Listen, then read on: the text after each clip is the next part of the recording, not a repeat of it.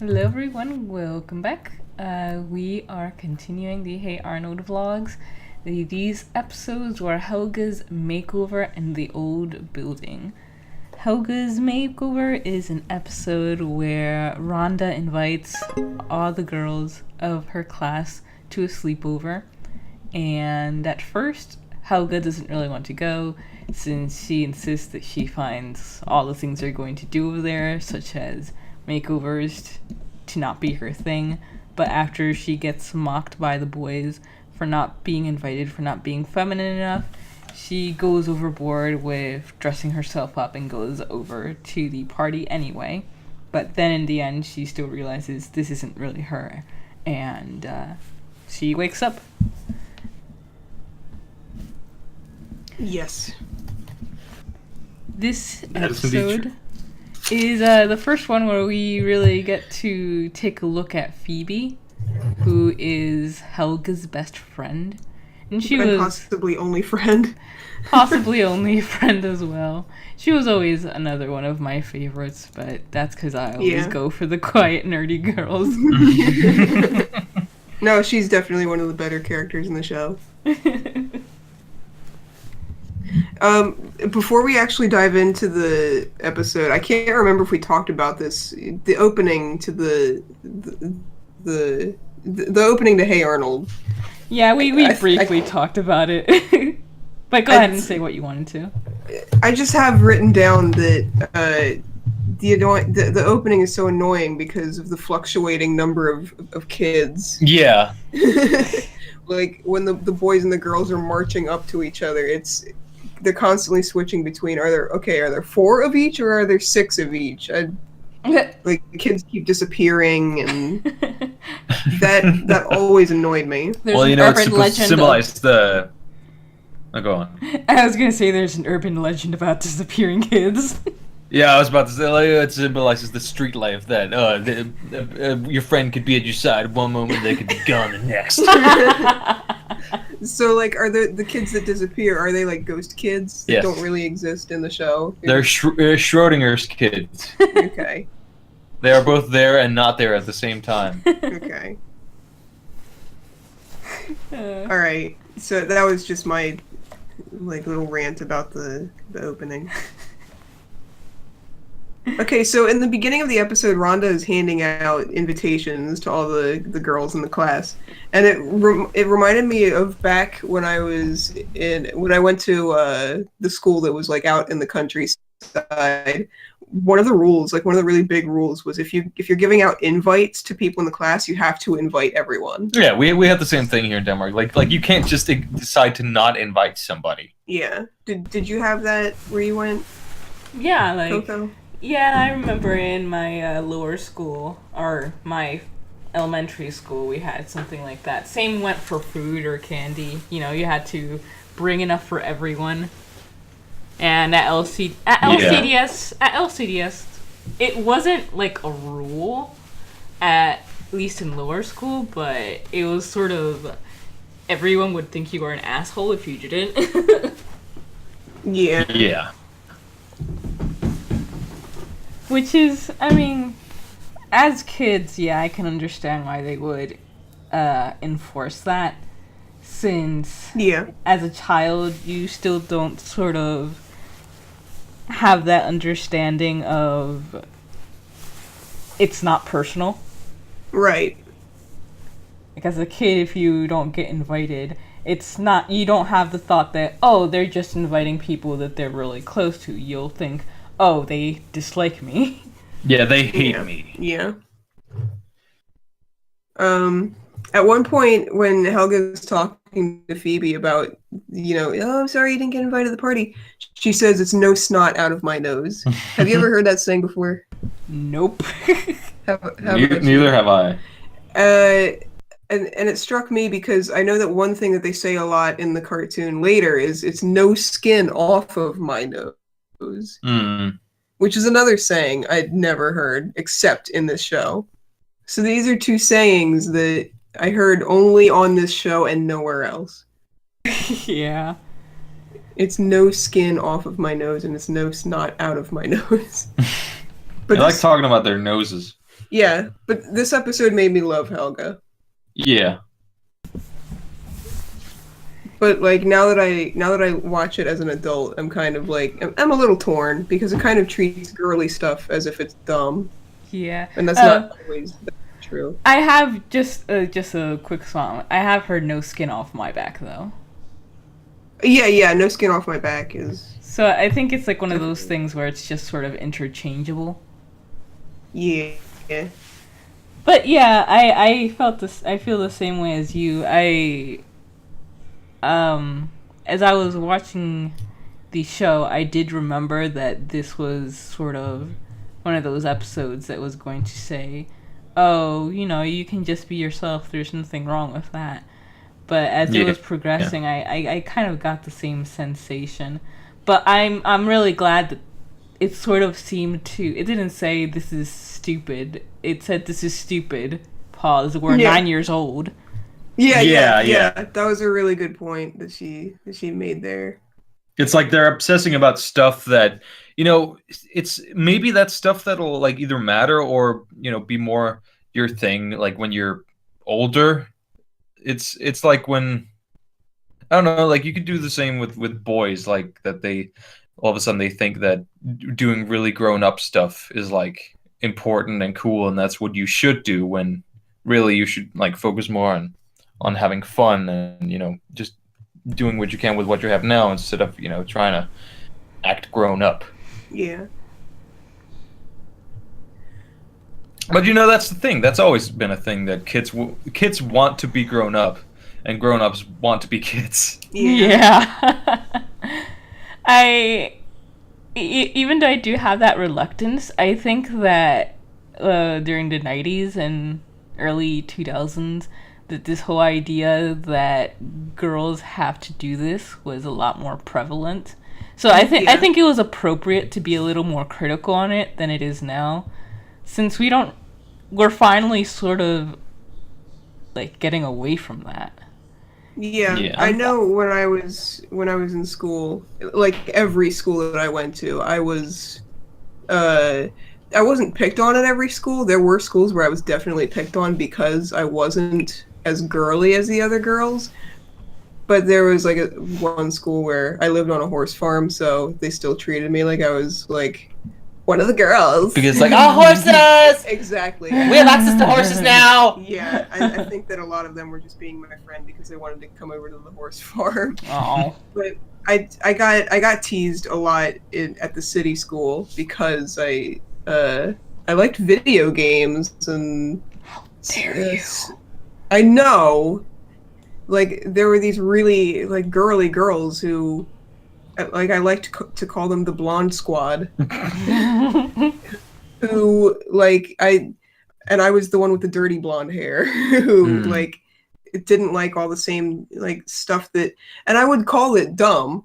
All girly stuff is dumb. I don't want to wear pink because these girls who are really girly make fun of me for not being girly enough. Mm-hmm. Therefore, girly stuff is dumb. Yeah, that's how I was as a kid. Yeah, same. It was very much one of those obnoxious, I'm not like the other girls type. Yeah.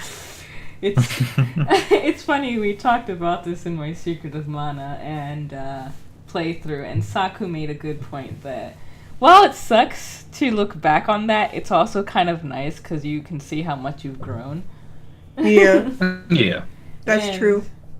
Yeah, and it's kind of funny. And this is something I've said a lot. Let's talk about something that's mainstream and it becomes super popular. And then you decide to hate it because it's popular, and either you just automatically hating it because of that, you're still sort of letting yourself be dictated by society. It's bad to get into something just because it's mainstream, but it's not good to take like the other extreme route. And when I was younger, that's how I felt about girly things. I didn't like it, and I would always consider it to be automatically shallow. But now that I've grown up, I've actually embraced my femininity. Yeah. And I actually really like a lot of quote-unquote girly things. And, like, for example, the color pink. I always used to decide I hated it because I didn't want to be associated, but I actually really love it. So, yeah, it's no matter whether you're hating something or automatically liking it just because it's mainstream, you should just do what you like, what you enjoy, what you like.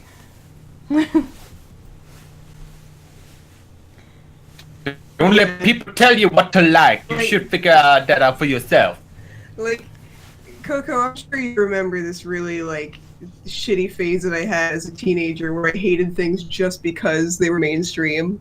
Yeah, I remember that. Do you remember that? I remember that a lot. And I always used to point that out. And then the only reason... Yeah. The reason I got out of it was because... okay, so the reason I got out of that, like... was when I was in the military, like as a group, we would always have like top 4. The first reaction I had was like, "Oh, we have to listen to this garbage music. This is but then like I started really liking some of the songs, and I kind of realized that like just because something is popular doesn't mean that it's like immediately casual trash. And then trashual, and then if you will. Yes, trashual. And then especially when I started playing Just Dance, and like when I first played the game, there was like one song I wanted to play, and it was Rasputin. And then I would play it like on the mode where it would choose the songs for me, and every single time it was something that I didn't think that I would like. I was here we go with this, and then it turned out to be a song that I liked. So it's been a recent development where I'm learning that just because something is mainstream doesn't immediately make it awful. Yeah, I mean, there's a lot of mainstream stuff that's garbage, but you have to give it a chance for yourself. Yeah, does that make me a recovering hipster? Yeah.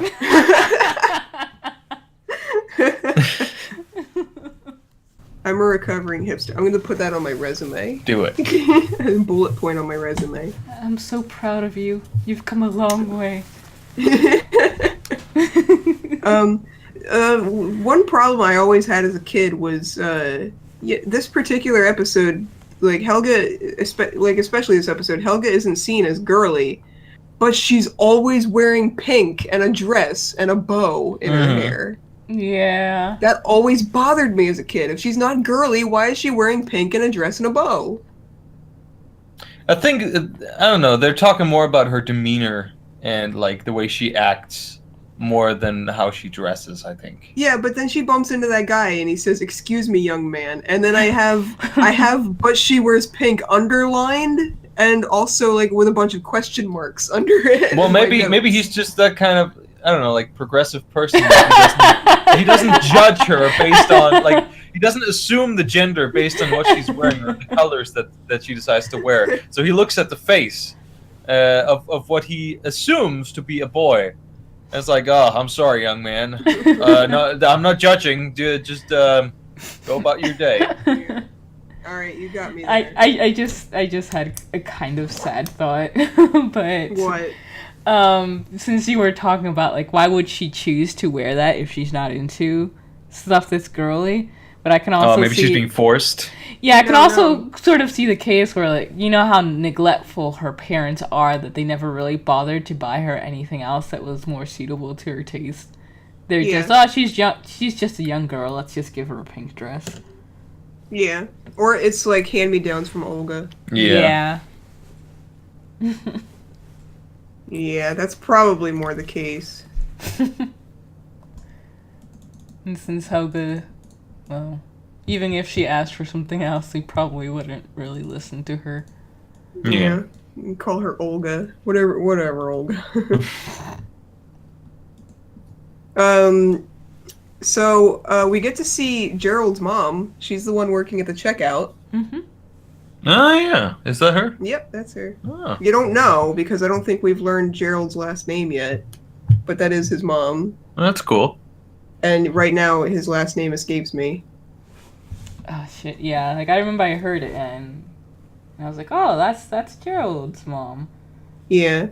So buying that like Johansson? Yeah, I think so. Yeah. that's a very Gerald Johansson. isn't that kind of a Scandinavian Yeah. name? Yeah. Huh. That's cool.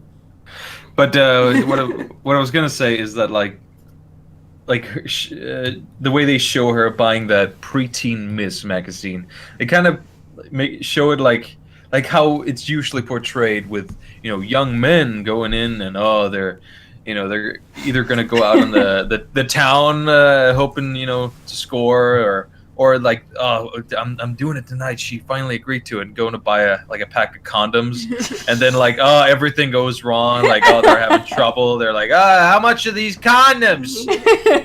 You know what? The These stuff extra small condoms. Yeah, how much extra tiny condoms for having sex with women. Well, man, we're not judging. Oh man, we don't judge, but I need to know the price. I need to know the price. Of the extra small condoms? You know, the ones we sell specifically for small penises. So that whole exaggerated checkout scene, I wanted to say to you, that doesn't happen in America. Mm-hmm. I mean, there are times where you might have to call out an embarrassing item, but they try not to do that. I know, I know that it's an exaggeration because that's a fear that people have, so they kind of play on that fear to make it like, oh jeez, oh that would be so awkward. That never happens. Right, but I have written down in my notes, indicative of teenage invisible audience syndrome. Yeah. Where teenagers are so afraid that everyone is looking at them and judging them when they haven't learned yet that people usually don't give a shit. Yeah, they don't care. I have that when it comes to food. Really? Yeah. Like, for example, I've mentioned, this is so stupid, but I do feel awkward about it.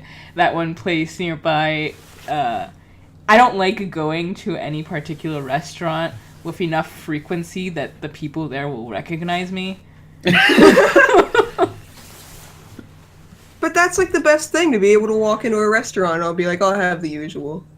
Yeah, because then it's like, oh, I know these people. They know me. We're good buddies. I like supporting their establishment, and I'm sure that if I'm nice to them, then they enjoy serving me. Yeah.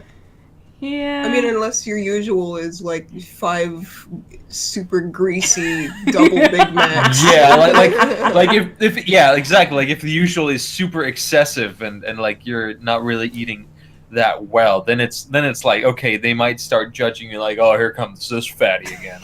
I don't think that they would do that either, because no, they wouldn't. You're still giving them really good business. Exactly, and if you're nice about it, then it's like, oh well, here's this person again. Yeah, that's cool. Especially if you tip really well, then they love you. Yeah. Yeah, I mean, it's one of those things where I know it's dumb to feel self-conscious about it, but I do. Yeah. Yeah. It's like for me, it's getting on the bus at a stop where everyone, you can tell everyone just wants to get wherever they're going, but you're getting on at a weird stop and you have to fumble through your pockets for quarters and how much is the fare? Oh geez, I don't have here, just take all my money and just go sit down with shame all over your face for taking up everybody else's precious time. You feel like you're being inconvenient to every single one in the bus. Like, here's a car full of people that you're stopping. Yeah. There was one time I rode the bus and brought my bicycle with me, and had to do that thing where you pull down on the front of the bus, you pull down this thing that holds the bikes and pick your bike up and put it on the thing and pull on these levers. And it was the first time I ever did it, so I had no idea what I was doing. And the bus driver was just frustratingly gesturing at me how to do the thing. Aww. And you could tell that she was really frustrated at me, and she's already running late on her schedule, and I felt I felt so terrible. Yeah. And I apologized when I got on the bus. Just don't worry about it. don't worry about it in that tone where it's like you should still worry about it. yeah. Like no. I'm nice enough to you that I'm not gonna go out and blame you for ruining my day, but you ruined my day. Yeah. I want you to think about that. I'm totally getting fired because of you. But don't worry about it. Yeah, don't worry about it. And then I never brought my bike with me on the bus ever again. You didn't bring your bus to your bike again. Yeah, I didn't. Yeah. Oh, poor bus. Poor bus. So so then we get to like the makeover. Yeah. The makeover itself. Wait, are you talking about where she's in the bathroom? Yes. Okay, go on. And you know, it's just it's a minor thing. I'm not like there's no greater significance to it than that. But I find the choice of background music odd. Yeah. Like Yeah. it sounds straight up like turn on an 80s porno. Boom, look at them. It was really weird. This is the first time we see Helga's mom's face, Yeah. and the first time we see any parent's face. Because, like we said before in an earlier Any parents that we know is, you know, the Oh wait, no, Gerald's mom's face. yeah. But Yeah. any like I say, a parent that we know is the parent Right. to one of the main characters. Because like we said in an earlier episode, it kind of seemed like they were doing that thing where they were hiding parents' faces like they used to do. And I guess they figured that was stupid. Yeah. I guess because they want the parents to also be characters in the show. And not just be these weird faceless demons. anomalies and like eldritch beings. Yeah. So that's good. That's double whammy too, because we got two of them. Yep. Two moms. So Actually, do you think that they decided that that this black lady was Gerald's mom before they made this episode or after they made this episode? I'm pretty sure it was before, because I mean, I'm sure they had Gerald's last name figured out, and she was referred to as Miss Johansson or Mrs. Johansson. Yeah, like you don't go to a grocery store and greet someone by their last name unless you definitely know them. That's true. Arnold is totally on board with crashing this all-girls party. Yeah, oddly on board. Maybe he's just part of the whole like all boys mentality. He's a prepubescent boy.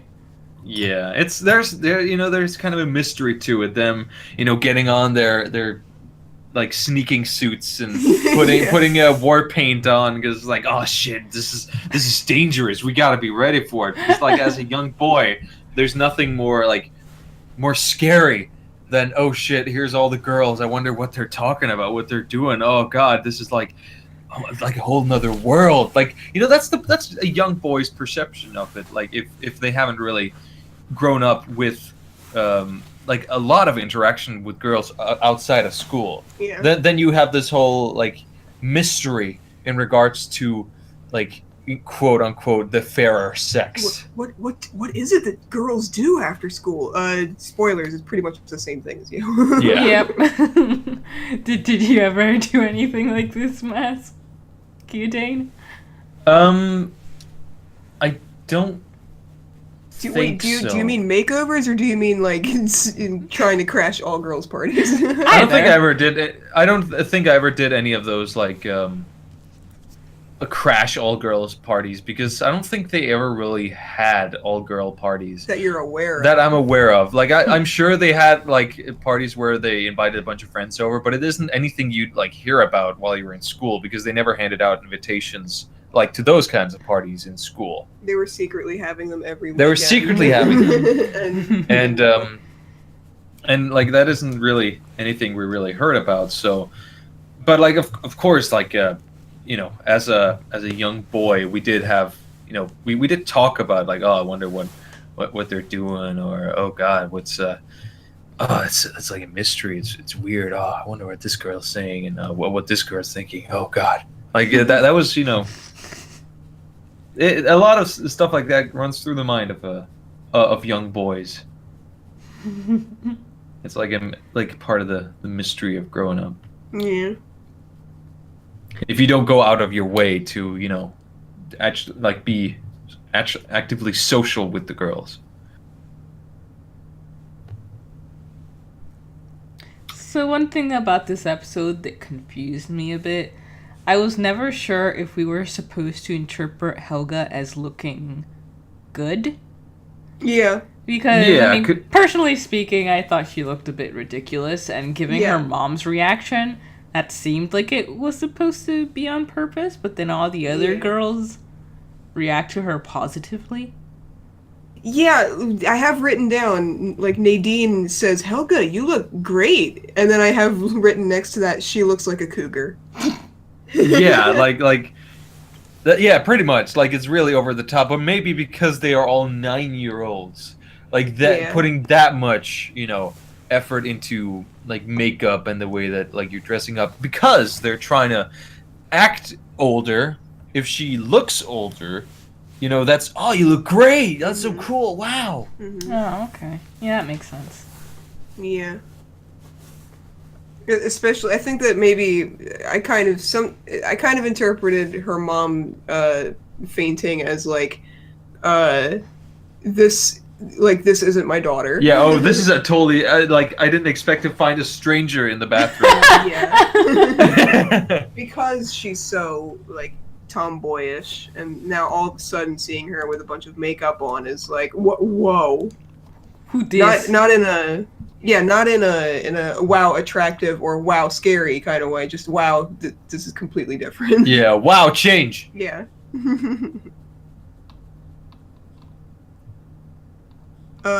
So Phoebe pulls Helga in like aside and says to her like what is this? What are you doing? Like I like the old one better because she was honest. Yeah, and at that line I wrote down, but Phoebe, you were laughing at her like 5 minutes ago. She Like- also seemed very disappointed when she declined coming. Yeah. Phoebe, come on, you make no sense in this episode. I think maybe Phoebe like was really looking forward to the party, and then when she got to the party, she was like, "This is really lame." Yeah. Helga was totally right. Yeah, she was right about this. This is kind of boring. Yeah. And then Helga shows up and's all into it, and she's like, "Helga, what are you doing? I thought you had the right idea." Yeah. And like Helga and Phoebe are totally against face masks, but I'm like, no, face masks are great. You dig that guacamole? But what they put guacamole on their faces? I've never heard of anyone putting guacamole on anyone's face. You haven't? Is it just a 9-year-old thing where they're pretending to put on a face mask, or is that I don't- actually a thing that was in the 90s? I wouldn't be surprised. I remember cucumbers over your eyelids being a thing. Yeah. Yeah. But like, this is guacamole. It's avocado. Avocado. Avocado. What? What are you looking We're for? putting My phone, so I can Advo. look it up. I know. We're putting Anyway. Advo on our faces. Yeah. He will enhance our beauty. I would always want an Advil on my face. Oh my god. Oh my. I don't think you should proposition him on the internet where everyone can hear. Whatever. I'm confident. I stand by my decision. I ship it. So yeah, this episode's all about honesty, and once again, like it seems like every single episode, we get another glimpse into Harold's destructive personality and how he just wants to see the world burn. Yeah. That was a great point, but can I ask something? Yeah. How come all of a sudden we talk about avocado and all of a sudden your voice gets like so sultry? And... What do you mean? You know why. You should be. I think that's just you imagining that. No. Like you put on this like kind of voice actor like affectation. Oh, excuse me. I am a voice actor. But it was just like, all right. Weird timing. Yeah. Well, whatever. I'm sorry. Anyway, you make a good point about Harold, though.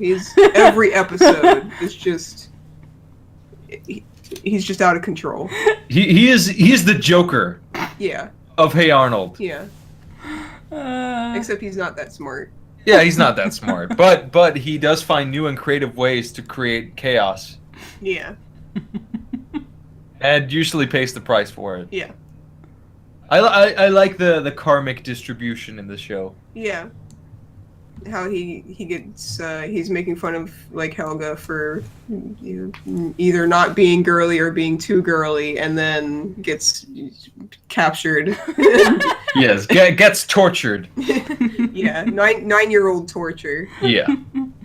He'll be scarred for life.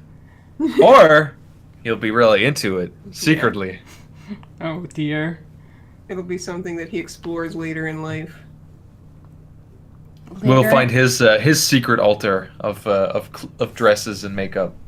He'll have a Tinder profile where it's him in like makeup. Oh no. What would his name be then? Cheryl. Harriet. Cheryl, Harriet, Harold, Chariot, Cheryl, Harriet. Well, anything else for this episode? No, that's all the notes I have. Yeah, same here. This episode is titled The Old Building. This is an episode in which Arnold kind of gets in between a fight between Grandma and Ernie, who is one of the other boarders in the boarding house. Ernie is a demolitionist, and he is excited because he's about to tear down his 500th building, which is a big deal among his group of friends. And the building he's supposed to tear down is this, what was it called? The It's Circle Theater. The Circle Theater. But it is a very old theater and a place that Grandma has a lot of fond memories of, since it's where she went on her first date with Grandpa. So Aw. she's on, she's taking a stand to keep the building standing. He wants to tear it down, and he asked Arnold's help with it. And so it's Arnold trying to figure out what he can do to not disappoint either of them. Yeah. So, the first thing that surprised me, this episode comes before the episode where we get the introduction to all the tenants in the boarding house. So, like, this is the first time we meet Ernie Potts. And we don't really know his character. It's kind of a very, very, very quickly, like right into this new character Yeah, and establishing some kind of relationship between him and Arnold. yeah. And Arnold and this Italian Danny DeVito demolitionist. Yeah, I knew you were going to call him Danny DeVito. Arnold has a really tiny construction helmet while he's... Not very safe. No, not safe at all. So, There's still a lot of head to hit Yes. for falling stuff. Yes, it covers maybe a fifth of his head, Yeah. If even that. if that. Maybe a sixth. Yeah. So I'm wondering just how much of a professional Mr. Potts is. Well, he's not really very responsible at all, letting a And- kid drive this this demolition truck. True. Yes. With a very tiny construction helmet. My first sentence, all in capitals. Why is he putting a 9-year-old in the wrecking ball? Where did he get a tiny construction helmet? He made it just for Arnold. for very very very tiny construction workers. He made it for his unborn son. Oh, for the infant. Oh God. But Ernie is a tiny construction worker. Yeah, but he has a regular sized helmet. And helmet. So, It's for people like construction workers or But he didn't with put really really tiny heads. he didn't put a helmet for his nose. yeah, that is a very big note. Yeah, that's true. Need some nose protection. Yes. Nose condom. Ew. Nah. So yeah, he really wants a son. Yeah. Like Arnold is basically he wants Arnold to kind of play the part of his son because it's a tradition with this the 500 club that you have your son there. I thought that So whole he's, scene was really sweet. Yeah. Yeah, it was really sweet. Like For this scene, I just have written down Mr. Potts is pretty cool. yeah. Like there was this part where they cut away to his friend's expression, and I think they really drew it very well. that his friend could see what Ernie was trying to do and kind of giving Arnold this go-ahead look. Yeah. Okay, hold on. Let's. Can we? Are we? Blah, blah, blah, blah. Are we gonna call him Ernie or Mr. Potts? I don't know. Let's just call him Ernie because I have Mr. Potts written down a bunch of times and I'm realizing that might get confusing. Yeah, let's call him Ernie. Let's just call him Ernie. Yeah. So, I'm moving on to the next scene where Grandma's talking about Dino Spumoni. Is that okay? As soon as she mentions this particular building that she's trying to save, it's like instantly, okay, that's the building that's getting torn down. Yeah, it's immediately obvious what the problem is. Yeah. Before we even get to the problem. Yeah, before the main character knows that it's a problem. And it's immediately obvious what the solution is. Yeah. Because we hear both Grandma and Ernie talk about Dino Spumoni. Yeah. And she even says that was the theater that gave him his start. Yeah. Yeah. Dino Spumoni, I think he's supposed to be, he's a... Hold on, I have to look this up. Spumoni.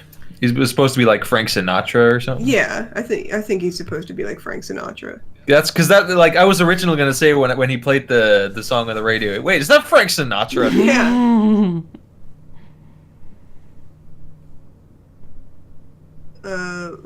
But yeah, he's Yeah, Craig, like, here's some trivia. Craig has jokingly called him a low-rent Sinatra. Low rent Sinatra. All right. I have written down here. What do you, Kiadane, think of Dino Spumoni and his music?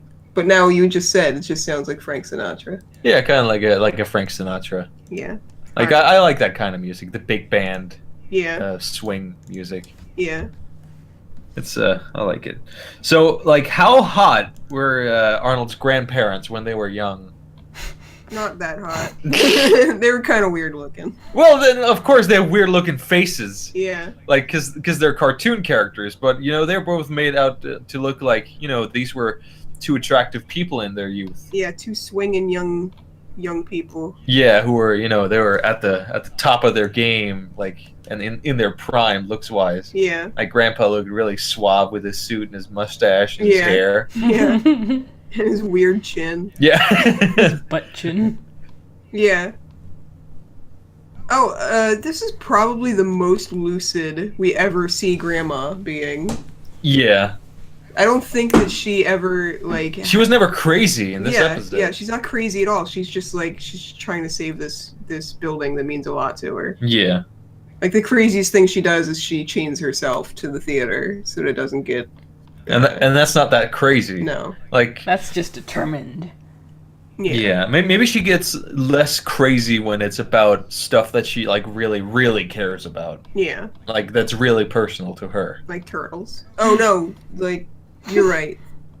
I got it backwards, what you said. It's, yeah.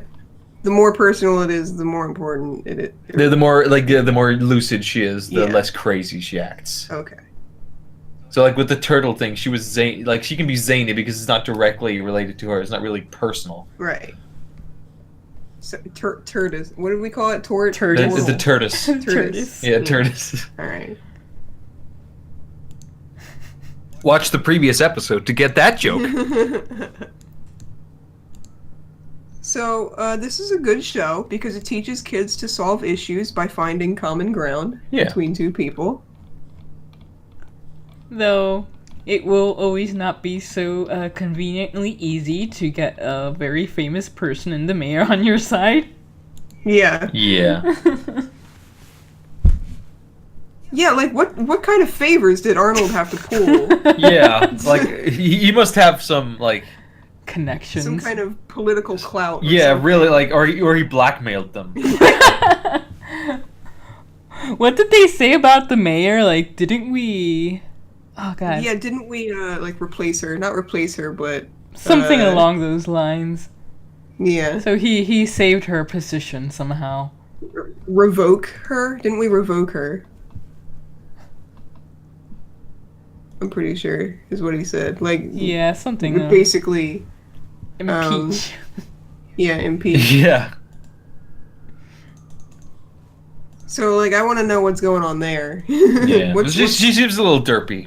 A little with her eyes, yeah. A little. Yeah, there Yeah. was that point And when it- her and eyes it- were pointed in different directions. Yeah, two very different directions. And her enormous mouth. Yeah. Well, she's a mayor. Mayors have. Yeah. Yes. So I kind of wanted Arnold to just straight up say to Ernie, "Can't you have your 500th demolition on a different building?" Yeah, like I was about to say that too. Like, isn't it easier to just do it on a different building as opposed to like rushing to knock this one building down? Yeah. Well, I mean, they were probably commissioned to do it, Yeah, so someone had to that's do true. it. That's of course. And maybe there aren't that many buildings that like get demolitioned True. Yeah. like frequently, like in that that quickly. Maybe he'd have to wait until like next week or next month or something. Yeah.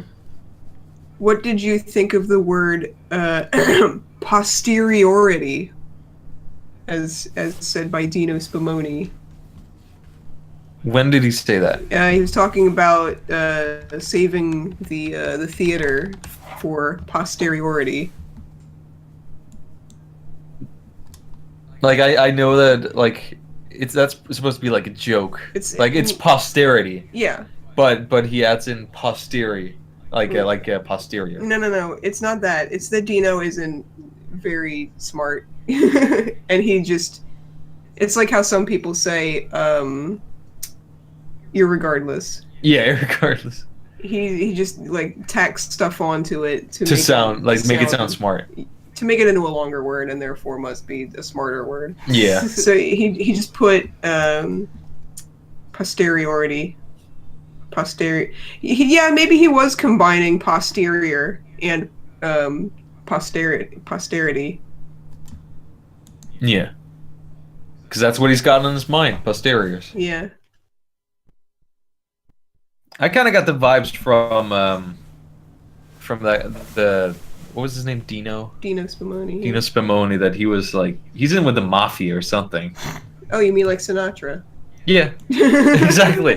like just the way that all of a sudden he has this really thick Italian accent is like, Tony, get me out of here. Yeah. His friend did seem like a little like, bodyguard.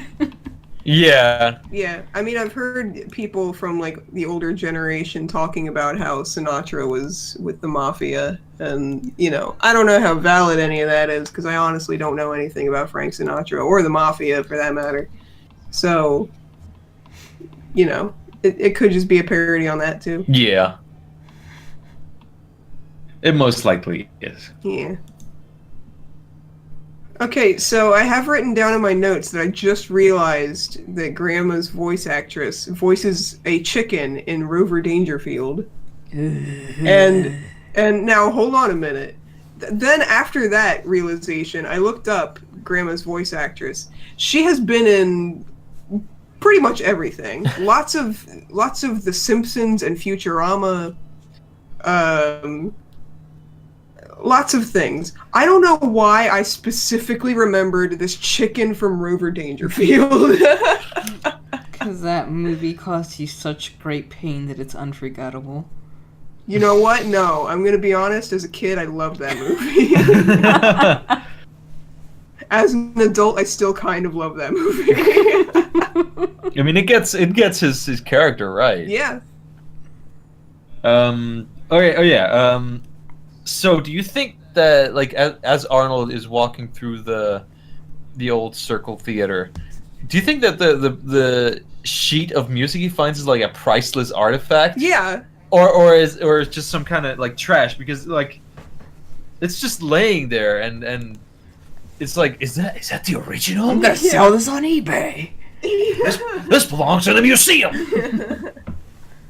Yeah, Arnold strikes me more of a if this belongs in a museum than I'm going to sell it on eBay type kid. Maybe he that's how he got the mayor to go there, because he was like, oh shit, Yeah. if I get her to Dino to go here, then I'll give her this really expensive sheet of music. Yeah, maybe it was more like he went up to the mayor holding this sheet of paper, and she realized that it must be priceless, but she didn't let Arnold know because he's just a kid. Oh well, hey, if you hand me that sheet music, sure, I can get Dino. Oh, so it's like an Earthbound with the Runaway Five. That's exactly what I was thinking.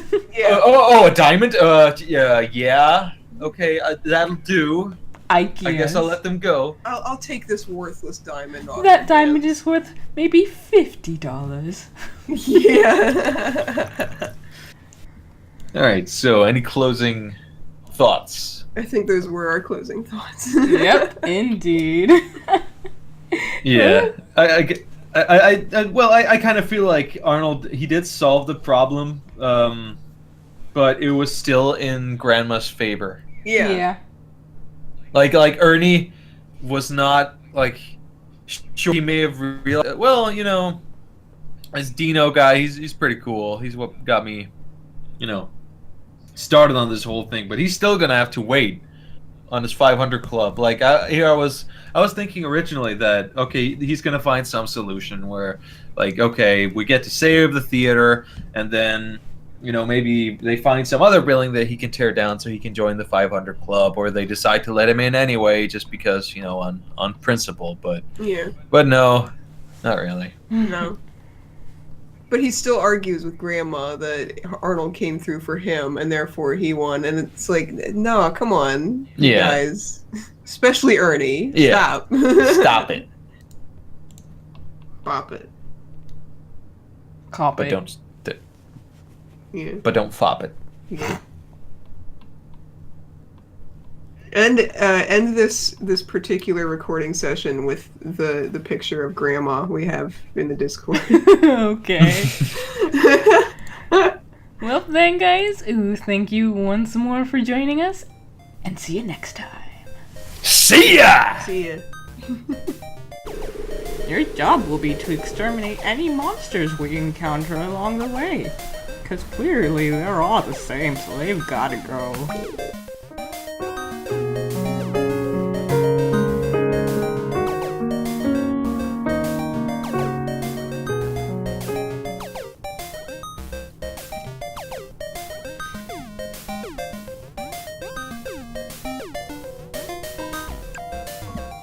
Hello everyone, Coco here from 4 Pixels, and I am starting a new game called I Am Setsuna. This is a game, I believe it was just recently released. Ray told me about it a little bit ago, and she said that a lot of its anticipation was caused by the fact that a lot of it seems like it's going back to the sort of golden age of gaming with role-playing games.